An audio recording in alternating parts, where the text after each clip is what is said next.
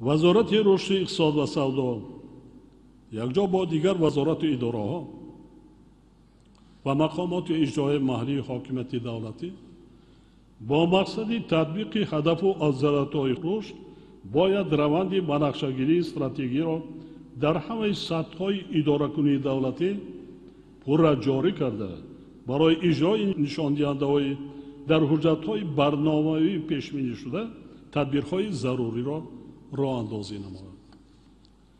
برای نگاه داشتن رشد باثبات اقتصادی، تامین نمودن استواری مالیه دولت، افزایش درآمد و بلندبرداشتن ثمراناکی بودجه، زمینه ضروری قانونگذاری فراهم آورده شده.